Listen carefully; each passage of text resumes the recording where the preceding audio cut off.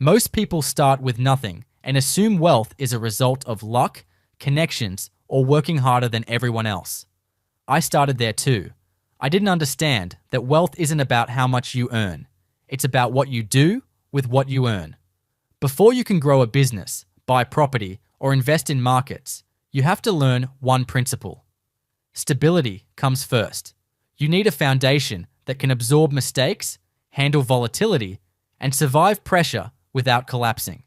That foundation isn't built overnight. It begins with small, consistent actions. Tracking cash flow, eliminating unnecessary debt, protecting your time, creating optionality. Only once these pieces are in place can you start thinking about true, compounding growth engines. Without that structure, even the smartest investment or the best opportunity can become a liability. And that's where my journey began. After snapping out of a lifestyle driven by negative compounding decisions, I realized something simple but powerful. I wasn't broke because I didn't work hard. I was broke because I had no structure. Money came in. Money went out. Nothing stayed long enough to grow. Wealth doesn't grow from effort alone. It grows from allocation. You can work hard for years, but if your money isn't placed into growth engines, it never compounds. It just circulates. It gets spent, replaced, spent again. Putting your hard-earned dollars into assets that grow is the only way to build positive compounding wealth. If you want to be rich, you have to allocate your money where wealth actually grows. Rich people aren't operating on secret knowledge. They're operating on allocation discipline. They consistently put money into assets that appreciate over time. Businesses, equity, markets, systems that produce more than they consume. People act like doing what wealthy people do is complicated. It isn't complicated. It's uncomfortable. Most people never inform themselves on how wealth is actually built. So instead of studying it, they fear it. And fear is loud. The loudest critics of investing are usually the least informed about it. Or they're people who got burned once because they didn't understand volatility, risk management, or time horizon. They invested money they couldn't afford to lose. They panicked during normal market cycles. They labeled volatility as danger instead of understanding it as part of the process. Regular volatility became proof that investing is risky. But what was really risky was their lack of preparation. This is why prioritizing debt elimination and building an emergency fund is crucial before committing to investing. If you don't have financial stability, every market dip feels like a threat. And when something feels like a threat, you react emotionally. Debt is more than a number. It's pressure on your cash flow. It reduces flexibility. It reduces optionality. It reduces your ability to think long-term. Trying to build wealth while carrying high-interest consumer debt is like trying to fill a bucket with a hole in it. Every dollar you invest is being partially cancelled out by interest working against you. Consumer debt isn't neutral. It compounds negatively. It eats your cash flow.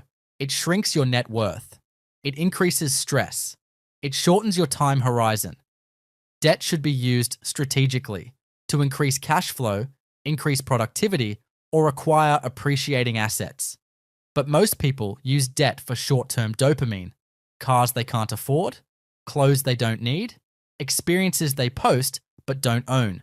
They borrow against their future income to satisfy present emotion.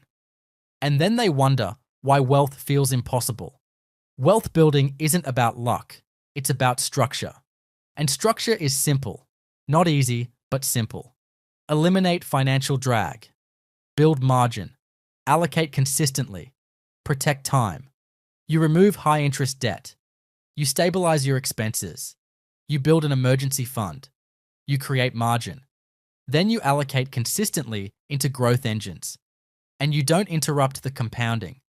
The same way negative decisions compound quietly, positive allocation compounds quietly, but only if you let it. Wealth isn't built in moments of excitement. It's built in years of controlled repetition. The problem isn't access, it's discipline and understanding. The tools to build wealth have never been more available. The difference is, who is structured enough to use them correctly? Someone listening to this might think business ownership or property is the safest growth engine for building wealth. It feels secure. It feels tangible. It feels controlled. You can see the building. You can operate the business. You can influence decisions. And control feels like safety. But control and safety are not the same thing. Alongside that belief, many people assume that taking on debt for property or a business startup is automatically justified because it's for growth. They treat the word growth as permission, but debt doesn't disappear just because the asset sounds productive. Debt has a cost, and that cost compounds. When you introduce leverage into an asset, you're no longer capturing pure growth. You're sharing it with interest. Even if the property appreciates, even if the business succeeds, the returns are diluted. A portion of your upside is already promised to someone else. And if the asset underperforms, the debt doesn't shrink to match it. That's the asymmetry most people ignore. Leverage magnifies outcomes, good and bad. The problem isn't that business or real estate are bad vehicles. They can be powerful.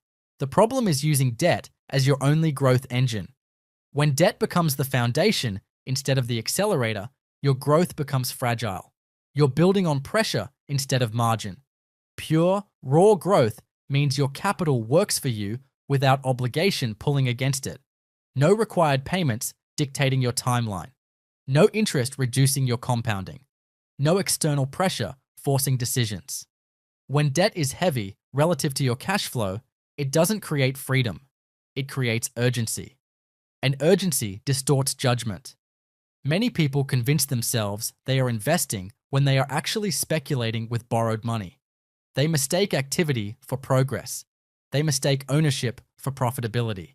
And they mistake leverage for intelligence. But if the only reason an asset works is because it's highly leveraged, then the structure is weak. True wealth is built on stability first. Margin, liquidity, controlled risk, multiple growth engines, not a single leveraged bet. Debt can be strategic when it increases productive cash flow beyond its cost and when it's supported by strong reserves. But when it's used prematurely, without stability, it becomes a drag on growth rather than a catalyst. The goal isn't just growth. The goal is sustainable compounding. And sustainable compounding requires strength beneath it. If your foundation is fragile, growth becomes stressful. If your foundation is stable, growth becomes inevitable. That's the difference. The type of leverage that actually works in favor of a beginner wealth builder isn't always the most appealing. It doesn't look impressive. It doesn't feel entrepreneurial. It doesn't come with titles or ownership status, but it is structurally secure. Saving cash alone is not a wealth strategy. Cash is stability, not growth. It protects you from volatility, but over long periods, it quietly loses purchasing power. If money only sits, it does not compound. Preserving capital without allocating it may feel safe, but safety without growth becomes slow erosion. Avoiding leverage is intelligent. Avoiding allocation is stagnation. Cash should be held for emergencies, spending, and short-term obligations. Beyond that, holding excess cash suppresses growth. For most people starting from zero, the most secure way to begin building wealth is through broad stock market index funds, and, for those who understand the volatility, a controlled allocation to Bitcoin. Broad index funds are diversified baskets of companies that allow you to participate in the productive output of entire economies instead of betting on a single building, a single business idea, or your own execution ability. Bitcoin, while volatile, has no operational overhead, no tenants, no payroll, and no required payments unless you introduce leverage yourself. These assets don't require operational excellence from you. They don't require employees. They don't require tenants. They don't require constant decision-making. They don't require you to personally generate revenue to survive. They require discipline, not management. They are diversified. They are liquid. They are scalable. They do not demand your daily attention. They fluctuate, but volatility is price movement, not structural weakness. Because there are no required payments attached to them, nothing forces you to sell during downturns if your foundation is strong. That is structural strength. That is survivability. Index funds and controlled digital assets allow you to focus on building income, eliminating debt, and strengthening your foundation while your capital compounds in the background. If you consistently contribute your hard-earned dollars into them while starting from nothing, you're not just growing wealth, you're building optionality. You're building the freedom to pursue property or business later without the stress, risk, or financial strain that comes from trying to force growth too early. Your capital grows quietly while your stability strengthens. Contributing through a Roth IRA adds another layer of structural efficiency. Contributions are made with after-tax income, growth compounds without annual taxation, and qualified withdrawals are tax-free. A portion of your net worth grows shielded from yearly drag. The goal at the beginning of wealth building isn't speed. It's survivability. It's consistency. It's staying in the game long enough for compounding to work. The first move is not glamorous. Eliminate high-interest consumer debt. Build 3 to 6 months of living expenses. Automate consistent allocation into broad index funds. Introduce higher volatility only after stability exists. Wealth isn't built by eliminating uncertainty. It's built by building stability strong enough to handle it. Effort earns income. Allocation builds wealth. And once that clicks, fear stops controlling the decision. Structure does. If you're starting today, remember, it's not about luck or connections. It's about building structure first and letting allocation do the heavy lifting over time. Even small, disciplined contributions add up quietly. And before you know it, your future options grow while your present stability solidifies.